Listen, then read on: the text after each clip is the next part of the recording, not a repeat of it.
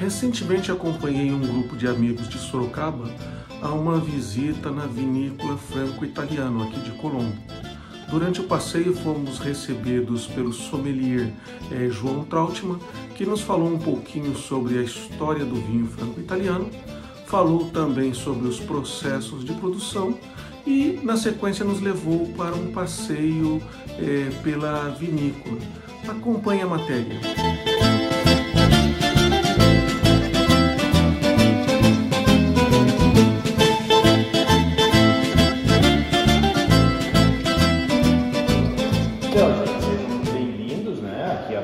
Franco-Italiano, eu me chamo João. Qualquer dúvida, qualquer curiosidade, sintam-se bem à vontade, né? A nossa vinícola tem já mais de 100 anos de história. A atividade da vinícola começou no século XIX com a chegada dos imigrantes aqui na região. No que chegaram aqui, se instalaram nessa mesma propriedade e aqui começaram as suas produções de vinhos. Hoje a vinícola está na 4ª geração dessa mesma família. Até a 3ª geração, a produção era focada somente em vinhos coloniais, também conhecidos como vinhos de mesa, né? Algo bastante tradicional aqui da região, que é o cultivo das uvas de mesa. São aquelas uvas que a gente também pode consumir, né? Que compramos para o consumo e que são usadas para o vinho colonial. Aí, na década de 2000, foi quando a 4ª geração assumiu a vinícola. Daí essa geração que decidiu diversificar, passaram a fazer vinhos finos e espumantes também aqui na Franco-Italiano. E foi ali que a vinícola começou a ganhar reconhecimento a nível nacional. Esses vinhos, esses espumantes começaram a ganhar prêmios, né, nos concursos nacionais e internacionais de vinhos. Hoje no Paraná é a vinícola com o maior número de premiações. Tivemos agora em março, aí, talvez a premiação mais importante da história da vinícola, que foram 2 medalhas de ouro em Bordeaux, na França, né? 2 vinhos tintos nossos aí conquistaram as 2 únicas medalhas de ouro para vinhos tintos brasileiros lá em Bordeaux, no concurso agora de 2023. Então, a vinícola aí sempre colocando seus vinhos nas premiações. Todos os vinhos são elaborados aqui na vinícola.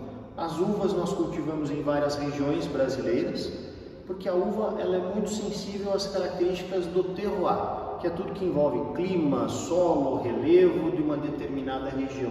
Cada uva tem as suas características de preferência, onde ela vai se desenvolver melhor. Então a gente cultiva cada uva, onde cada uva se adapta melhor.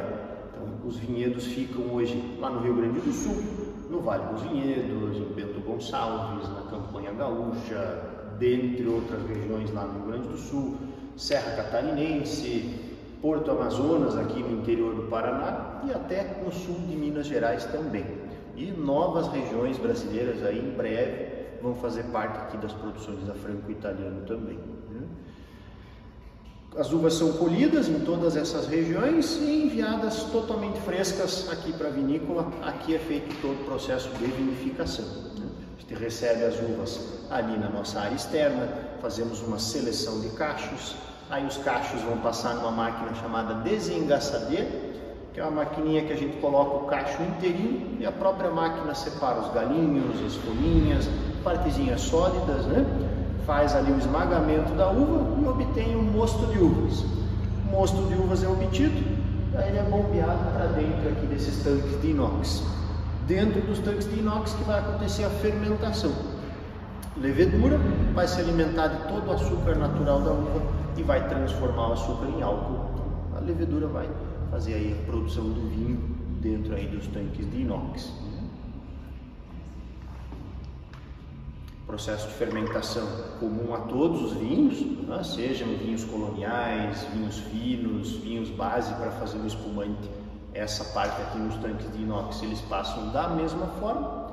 E alguns vinhos vão finalizar o seu processo após a passagem aqui nos tanques de inox também.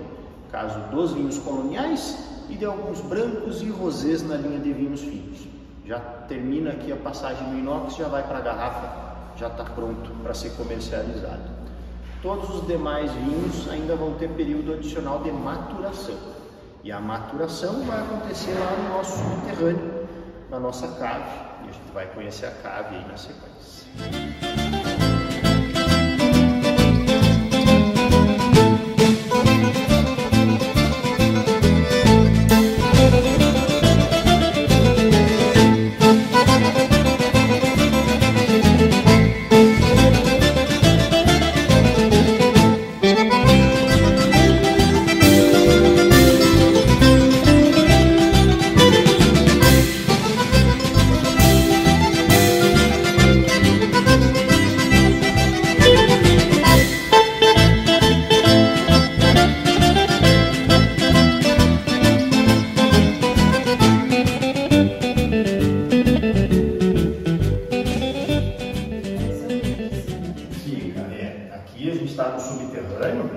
aqui a gente tem as duas condições importantes para a maturação dos vinhos, que é a ausência de luz, então aqui vai ficar sempre totalmente escuro, e aqui a gente tem também a temperatura constante, né? A temperatura aqui vai se manter a mesma qualquer dia do ano, qualquer hora do dia.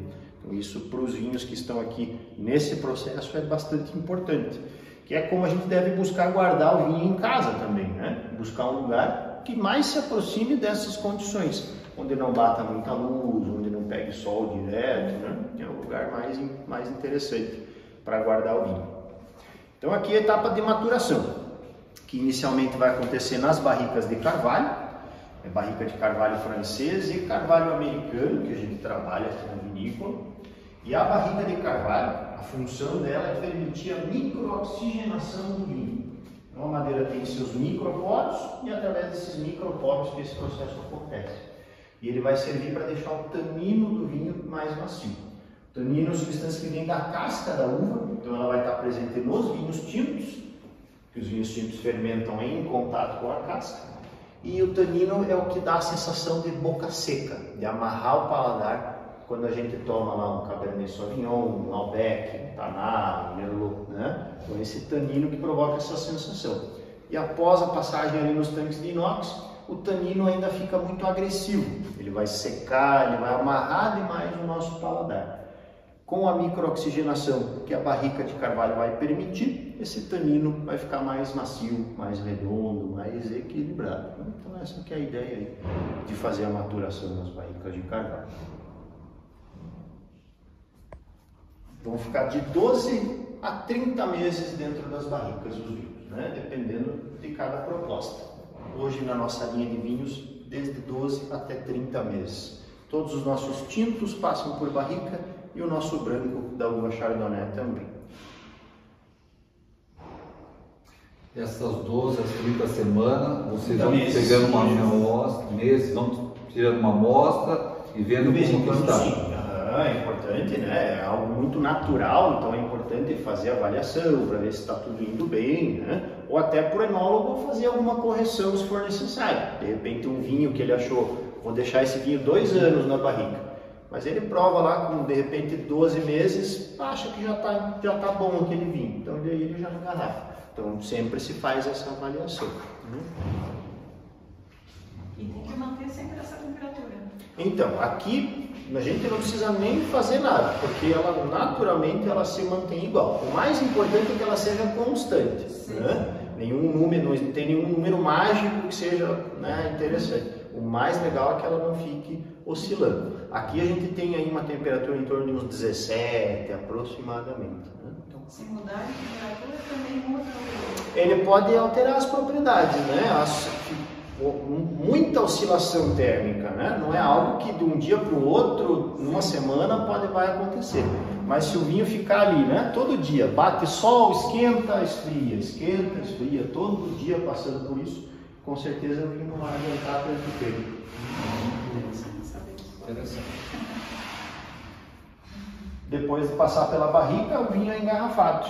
Aí a gente engarrafa os vinhos e ele vai ficar deitadinho aqui na cave por no mínimo mais 2 anos. Então, período mínimo aí que ele fica engarrafado aqui, mais 2 anos. Então esses daqui então estão aguardando para depois passar por uma etiqueta, tudo. Exatamente. O vinho vai seguir melhorando na garrafa. Então a gente vai deixar ele melhorar um pouquinho mais antes de comercializar. Então é em torno mais ou menos de uns 3 anos que leva. O tinto mais jovem que a gente tem é de safra 2020. Então o vinho ficou 3 anos aqui embaixo, né? Mas tem vinho que passa muito mais tempo, né? Tem um vinho nosso que foi comercializado quando ele estava com 10 anos já.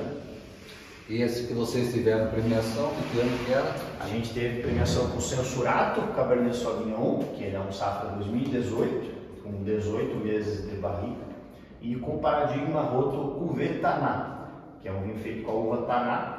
Esse eles fizeram um corte de 2 safras. Tem Taná 2012 e Taná 2014 no mesmo vinho.